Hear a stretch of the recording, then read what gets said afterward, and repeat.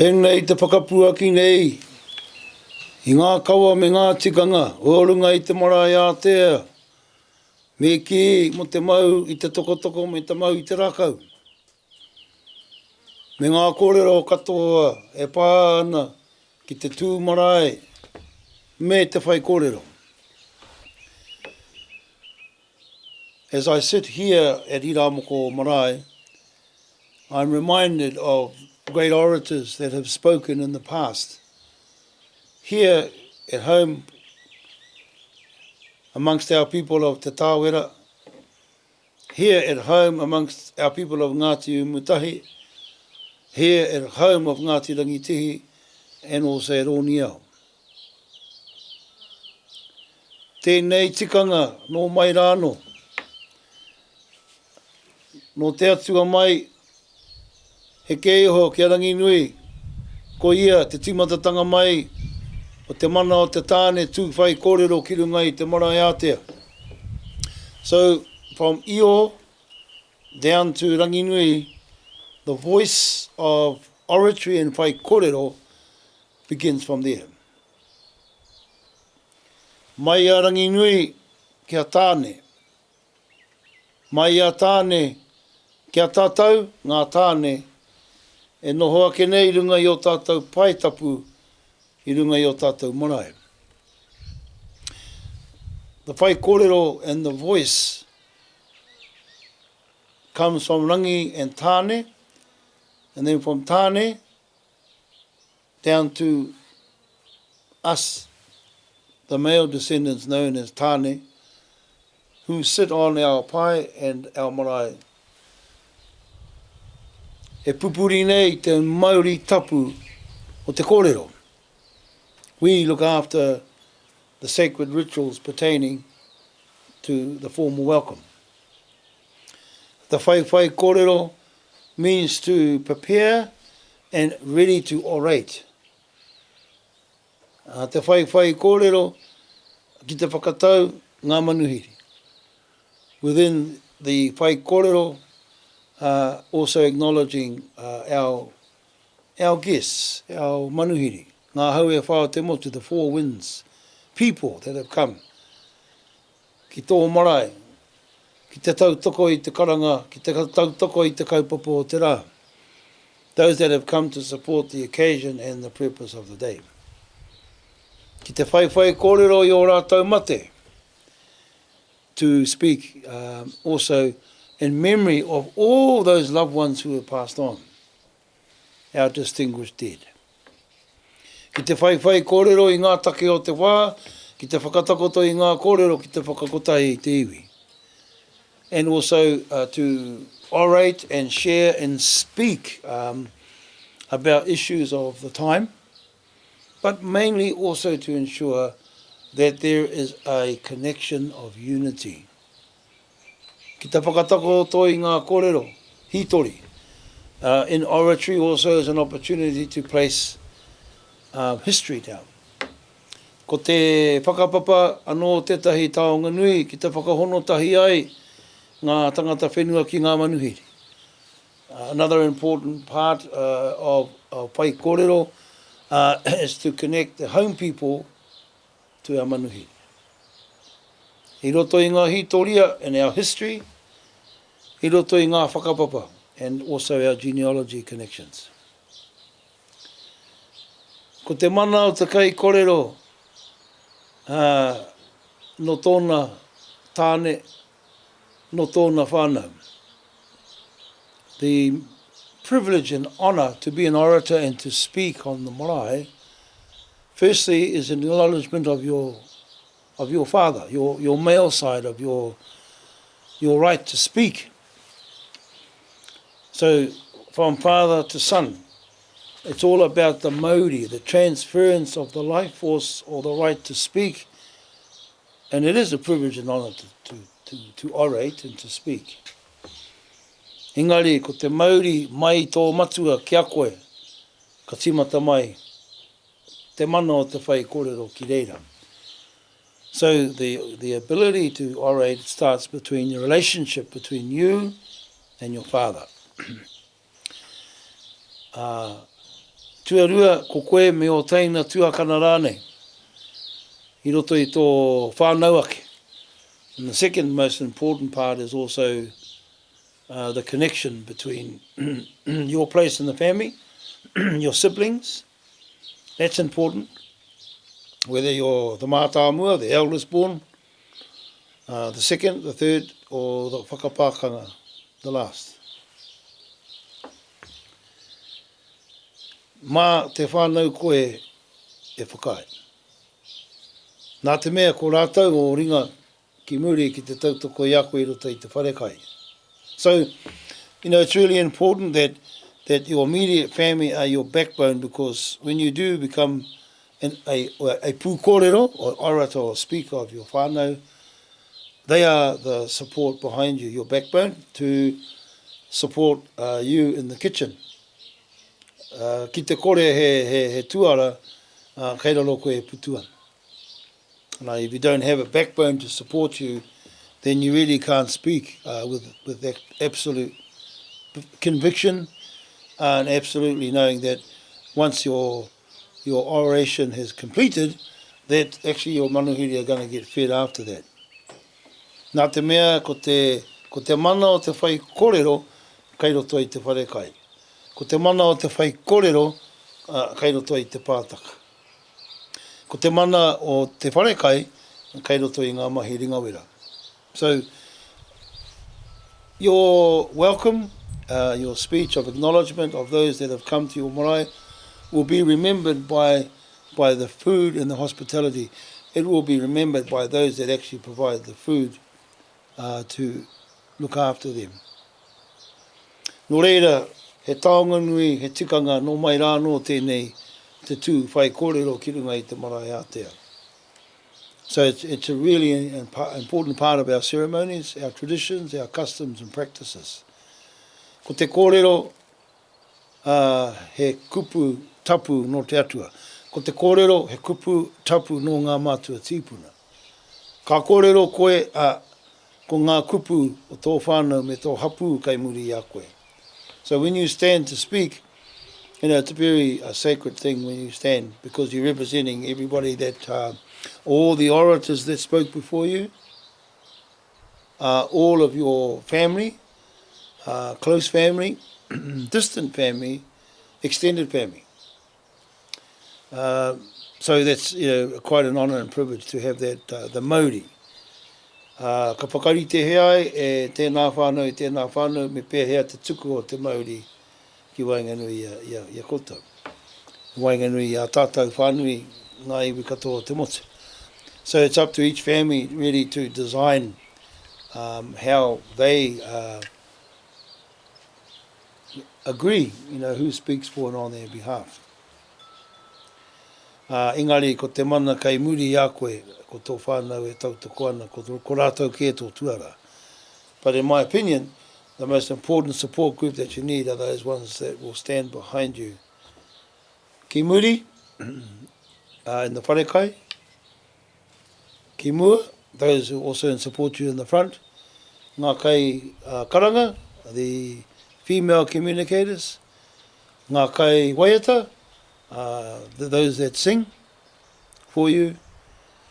E me ngā kai kōrero I runga I te pai, e noho ana I te taha I a koe.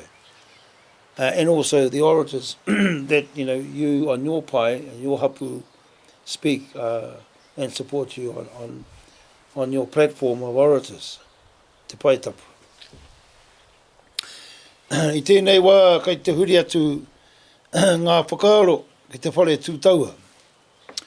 Nō kona mai, ka tīmata te tāne, te ako I ngā mau I te raka. So, the tokotoko is a very important part of oratory. Ko te tokotoko pēnei te rākau o te taiaha nei, pēnei te rākau o te tepa nei, pēnei te rākau o te koi nei. Ai, koia, ko rātau koia. The tokotoko is an extension of the weapons that are learned in the house of learning. Now, The first thing, when you learn how to orate on the marae, it's really important that you know basic positioning. Kia mara mai koe me pēhea te whakatinana I tō tinana. So you have to understand how your body moves, how you use your body as a way of expressing. Mā tō tinana anō e whakaputai, te whakatinana tanga I o kupu. So it's also in the way that you move that your words can be expressed in your body language. So in the whare tūtaua in ancient times and now too, the orator must be well balanced. Kia mauri ai te tū, kia te o tāne ai te tū. O tāne, so being firm, solid on the foundation of your feet. You can't wobble and fall over. No, you'll ka hinga koe. So in the whare tūtaua, it's important to have basic positioning, and for mō tēnei wānanga, for this opportunity of learning in this podcast, we will cover the basic essentials that are important in terms of the maura I te rākau, me te tū ki runga I te marae. So first and foremost, this is a sort of a basic movement there, ko kiri kiri tapatahi, right? Ko kiri kiri tapatahi, there, ko kiri kiri tapatahi. So you're sort of moving to the side, ko kiri kiri tapatahi, and ka huri, ko kiri kiri tapatahi, anō. Ka tū, huri whakamua. So it's really good just that your balance, being able to move. This is a taiaha position. So the toko e hono atu ai ki te mau o te taiaha, e hono atu ai ki te mau o te tewa, e hono atu ai ki te mau o te koe. So most of the short staff and long staff are the same. Remember the footwork, ko kiri kiri tapatahi, so moving forwards and back, forward. Have good balance. Kia mauri ai te tū. Kia kaua koe hinga. Kia o tāne ai te tū. Stand firm. For basic positioning on the marae, that's what's important. Number one, know how your body moves. Some people just like to be in one place. They don't like to move. You don't have to move. Kai koe, it's up to you. And that's what I said earlier, know the body movements and how the body actually moves. Yeah, ko kiri kiri tapatahi. So to be to the side, ko kiri kiri tapatahi can be to the back or to the front. Front or the back. Yeah, so te o tāne is the main stance. Ka huri, ko kiri kiri tapatahi, ka huri, ka kōrero. Ko kiri kiri tapatahi, ka tū, ka kōrero. Yeah, those are the basic things you need to learn. The execution of the rākau, in this context, that's knowing some of the āhais, the moves of the rākau. Whether it's a short staff rākau or a long staff rākau. This is a toko short staff. But very effective, yeah, if you know the basic moves. So that's the toro pai position. Hawaii ki tū position. Yeah. O tāne matua katau position. O tāne matua Maui position. Pau tahi position. Pau tama position. Toro pai position. So those are some of the rākau moves that can be used from the whare tūtaua and bringing it into the implementation, how you use it and operationalize your whaikōrero. Ko kiri kiri tapatahi, ka wiri, te rākau, ka huri, ko kiri, ka tū, ka kōrero. So, if someone knows how to use a rākau and their body, and you know someone that's still learning. But every stage of your development in terms of how you progress is a good development forward. I roto I wēnei rā, we should be encouraging one another. Nā te mea, toko iti noi ho, tātou, kei ngā marae, e manaaki ana i o tātou kawa me o tātou tikanga. Because really in reality, 24/7, day to day, most of our people are out there in the real important place in the world, you know, providing leadership, providing welfare and well-being for our people. So those of us who are privileged to be at home at the marae, we do that for everybody. So we have to be equipped and ready. We have to be prepared in terms of the importance of whakapapa. So those are some of the basic moves that we need. You know, pāpakanga horo. You know, you can move from side to side. Pāpakanga horo, moving side to side. Te o tāne, standing firm, yeah? Ko kirikiri tapatahi, good, good, moving forward. Ko kirikiri tapatahi, good, going back, yeah? And you can, yeah, turn to the side, kahuri, good. Kahuri, ka tū, ka kōrero.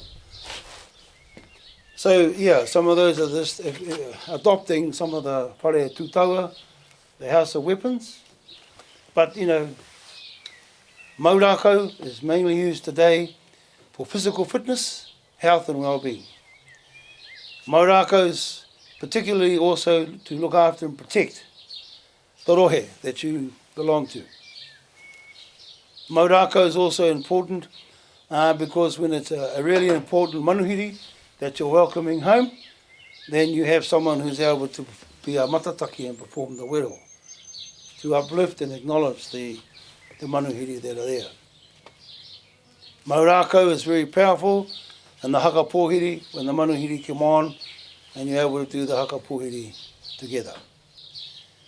So maurako is about health, wellness and well-being, and also looking after our ceremonies and protecting the mauri of our manuhiri when they come on to our marae.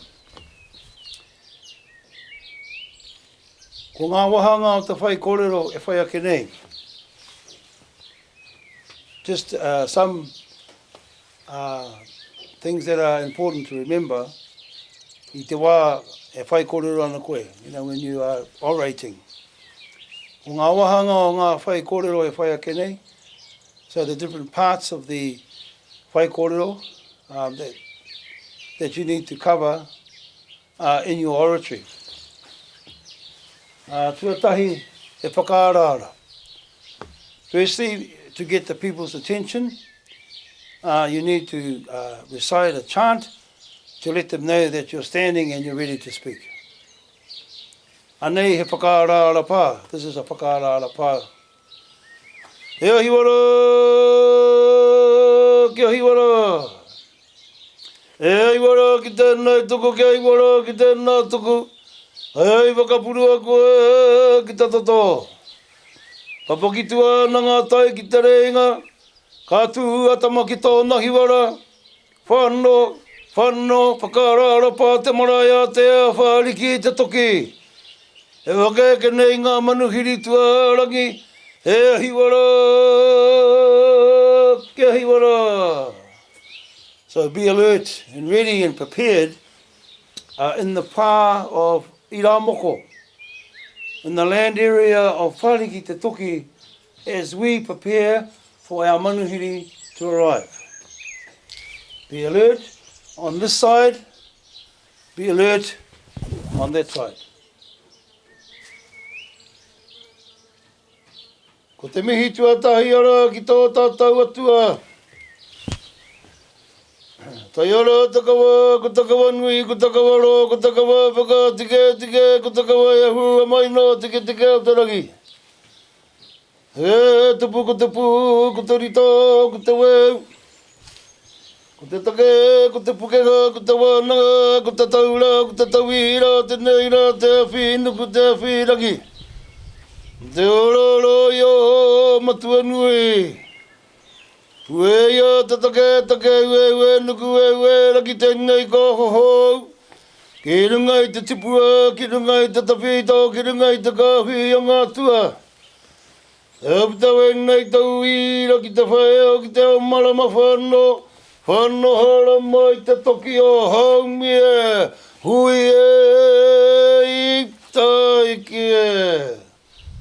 So, depending on how long you want to acknowledge the spiritual creator, at that point, you can also recite the karakia that calls upon creation, calls upon the elements, binds everything together, and spiritually protects the speaker, the hapu, the manuhiri, and the occasion of that time. So the second part is to acknowledge the creator of all things. I muri hoi tērā he tau parapara, then after that is a particular tribal saying or proverb or incantation that tells the people that when you stand to speak, where you're from. Kai ana te kuri, kai ana te tangata. Just as te Ramapakura fights to the death, like that of a dog that lock holds and doesn't let go to the end. Te Ramapakura was the paramount chief who quoted those words. Kai ana te kuri, kai ana te tangata.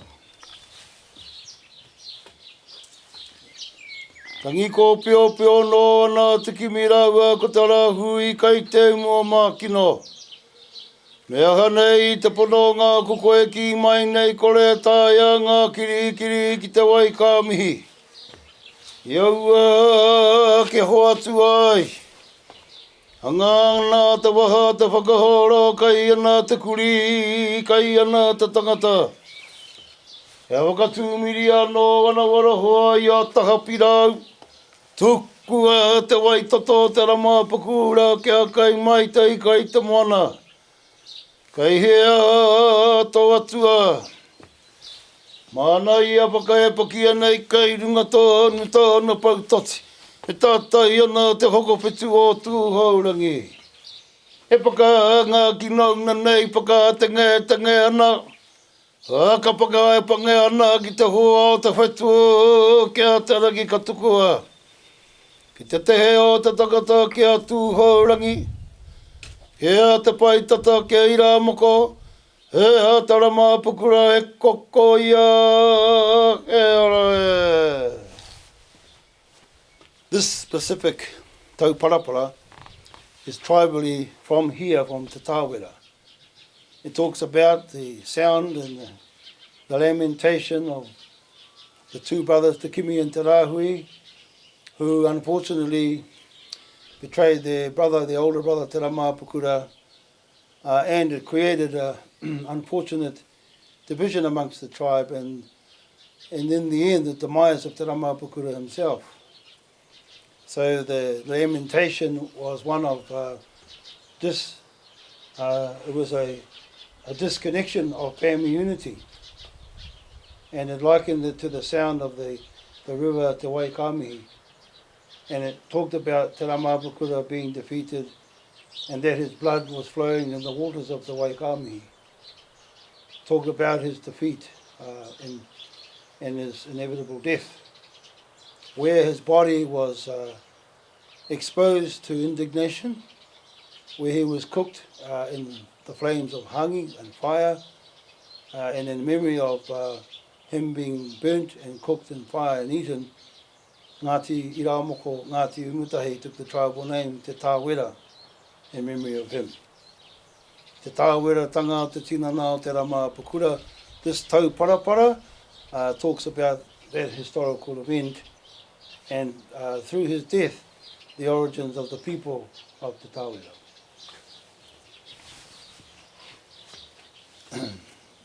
Ki mai nei te atu o te pō, kei runga i atu muhika hau ka mo te kaore. I stand here on te umuhika and I acknowledge all those who have passed on. Ki mai nei te atu o te pō, kei runga. Ia whakapau kōrero hau ka mo te kaore. Also, I stand here and recognise those who have passed on the mountain top of Whakapau kōrero. Kia ki te au te tai o te uru. I can see and I embrace all of those who have passed in the west. Kia ki te au te tai o te tonga, those in the south. E ka kutia ka wherahia, ngā wai o te awa te atua. And I can hear the sound of my waters of te awa te atua, who farewell our distinguished dead. E ka kutia ka wherahia, ka tagira te wahine o hine nui te pō kōrero. All of our dead you bring with you here to us.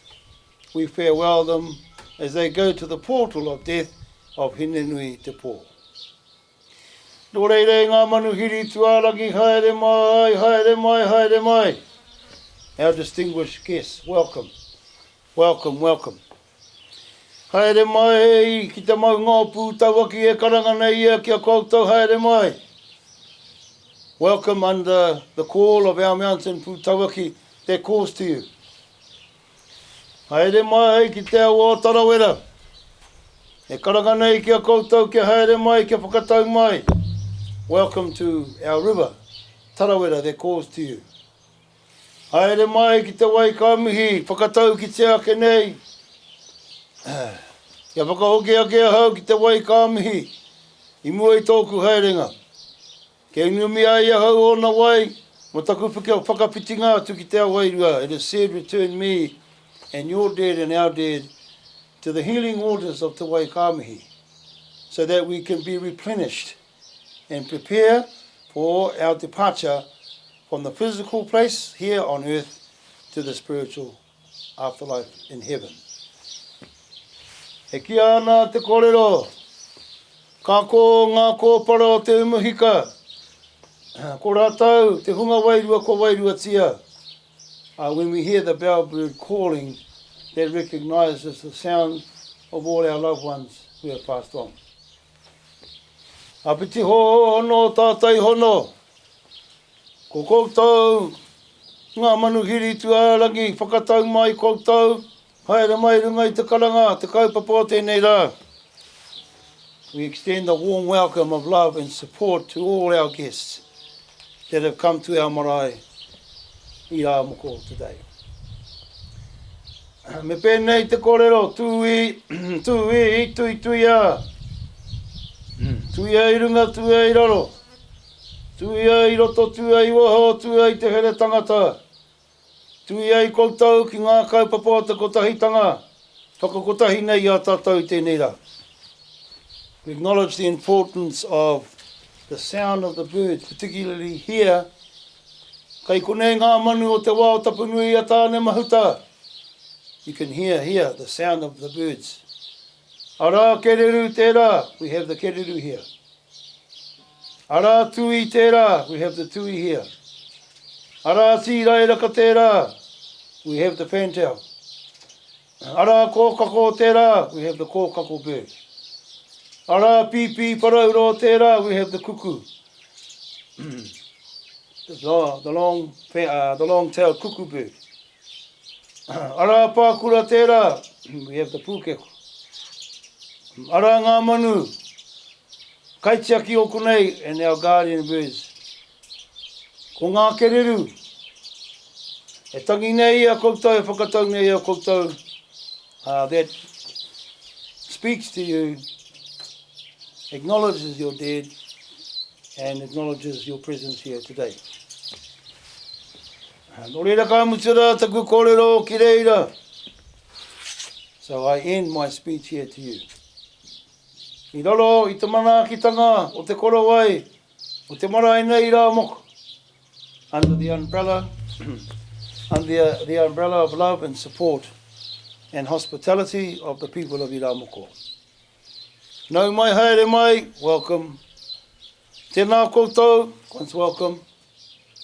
Tēnā koutou, twice welcome. Tēnā tātou katoa. Uratakina, ie, uratakina, ie. Haramai au I te mauri o toku aka, o mātatua he taua. Te tirohanga o te ureo, awanui a rangi e. Hei runga, hei roro, hi, ha. Ko pūtaua ki te maunga, ko tarawera, rangi taiki, orini o hine mataroanga ua e. Awanui a rangi ko haurau, awanui a rangi tangata rau. Ko ngāti aua e nganguru ngai, au e ha. Ko te tawera e nganguru ngai, au e ha.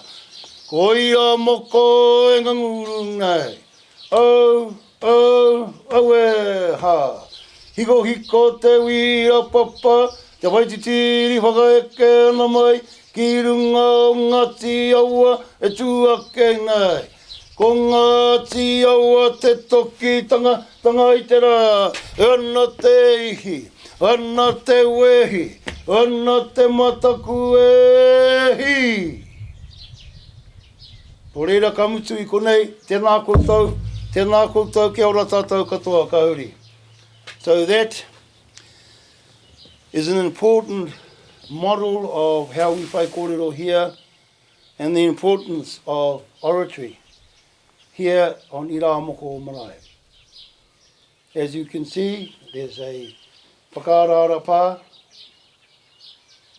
to alert everyone you're standing to speak. Number 2, we recognise our distinguished dead. Number 3, a tauparapara that talks about who we are.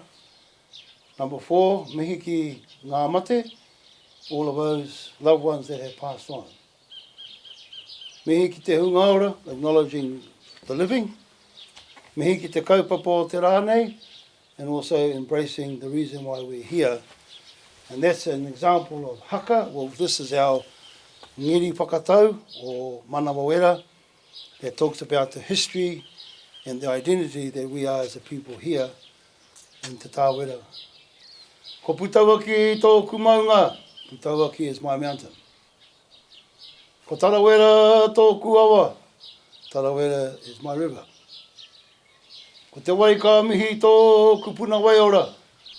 Te Waikamihi is my spring of my ancestors. Ko mātātua te waka. Mātātua is my canoe. Ko Ngāti awa tōku iwi. Ngāti awa is my tribe. Ngāti awa ki te awa o te atua. Ngāti awa here in Matata, te awa o te atua. Ko te tāwera tōku hapu, te tāwera is my sub-tribe.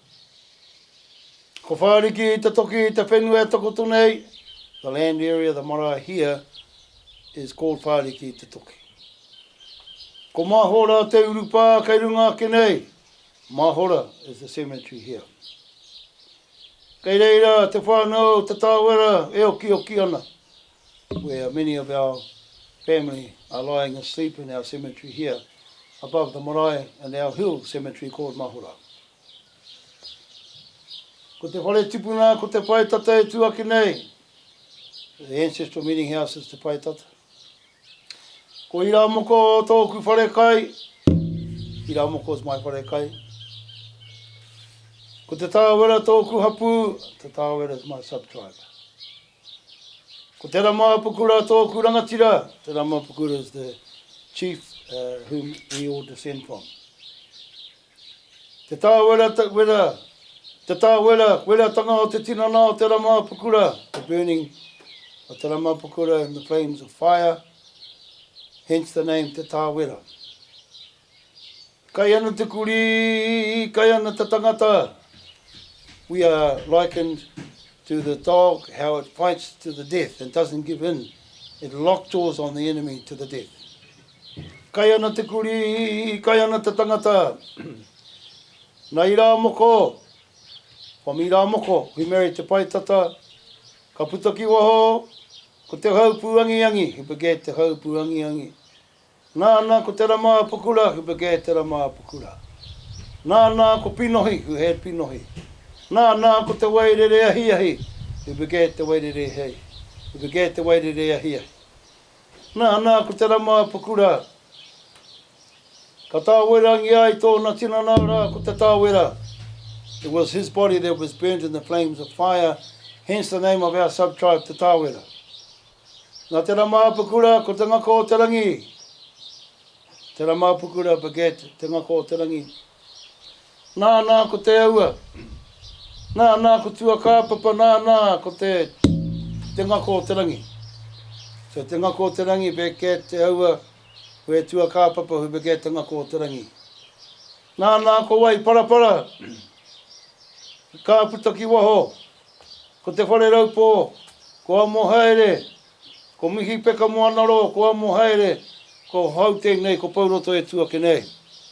Ko mai parapara, we beget whare raupō, we beget amo haere, we beget mihi peka moanaro, we beget my mother amo haere, we beget me here, standing in front of you today. Te pū kōrero, te tāwera, an orator of this hapu. O tēnei marae, i rā moko, of this marae i rā moko. E mihi atu nei kia koutou i tēnei rā. Ka tahi au ka huri anō, ki ngā whakapapa te tāwera. I return again to the genealogy of my ancestors in te tāwera. I rā moko, ka putaki waho ko te haupu angi, ko te rama pukura, ko pinohi, ko te wairere ko hineira. Te rama pukura, beget te haupu angi, he beget te rama pukura, he beget pinohi, beget te wairere hei. Nā hineira ka putaki waho, ko te apakura, ko te wātene, ko Katerina, ka moe a tārewa, ko Rota, ka moe a karewihapi, ka putaki waho, ko Nena, ka moe a Tāwio Ngaropo, ka putaki waho, ko Tāwio, ka moe a mohaere tangitu. And from that line, i rā moko, beget te haupu angi, hu beget te rama pukura, hu beget pinohi, hu beget te wairere ahi, hu beget hineira, hu beget te apakura, hu beget te wātene who married Katerina. And then came down to Katerina anō, who married Tārewa, and beget Rota, who married Karewihapi, who beget Nena, who married Tāwio Ngaropo, who beget Tāwio, who married Amohaere Tangitu, ko hau tēnei, ko Pouroto he tuake nei. Nō reira he taonga nui tēnei te Whaikōrero. So it's a very important thing, Whaikōrero. As we conclude today on this podcast, mā te kōrero, ka mōhio te iwi ki o whakaaro. It's through oratory that you are recognised to understand and provide a blanket of warmth and support, and to make sure that the people, when they come to your marae, they feel at home, they feel safe. Ko koe te kai kōrero, o tō hapu, o tō marae, o tō iwi hoki. When you stand to orate, you are the representative speaker of your family, of your sub-tribe, of your marae and your tribe. Ko koe hoki, te whakakanohitanga o mātu o tīpuna. You are also a representative of your ancestors who have gone before you. Nō reira, i tēnei rā, kai te tono atua hau, kia koutou ngā tāne, kia kaha koutou ki te ako. Iwe nei tū kōrero. I encourage our men to be strong, to take your place on the marae. Hāko nā te reo, learn how to speak Māori. Hāko nā te tūkirunga i te marae, learn how to stand on the marae. Hāko nā ki te mahi ngā mahi ki muri, also learn the hospitality to work in the back. Hāko nā ki te horoi ngā whare paku me ngā whare horoi. It's important also to know the functions of the ablution block. Hāko nā i ngā huatanga katoa ngā whakahaere o runga i te marae. It's important to learn everything that you can. Kia tūranga tira i koe, ka tū koe, ki runga i te marae tau ana, so that when you stand to speak and to express your love and support to your guests who have arrived to your marae, they feel at home here. Ka rongo nei rātou ki te aroha o te pōhiri, ka tuku nātu koe, ki o manuhiri ko tai mai runga i te aroha ki runga i tō marae. It's important that your guests can feel loved and supported here in your marae. Nō reire koe nei we nei tū kōrero, these are some of the treasure troves, some of the history and knowledge in pertaining to standing on the marae. Hei taonga tuku iho to pass on to you. Ngā tāne hia kai ana ki te whai mai to those of our men that need to take their place in their leadership on the marae. Hei whakatau te aroha ki o tātou whānau, whakakotahi ai o tātou whānau, so that our love and support for our families, our hapu and our marae, kia kotahi ai i roto I te kotahitanga, so that we have unity for all of us.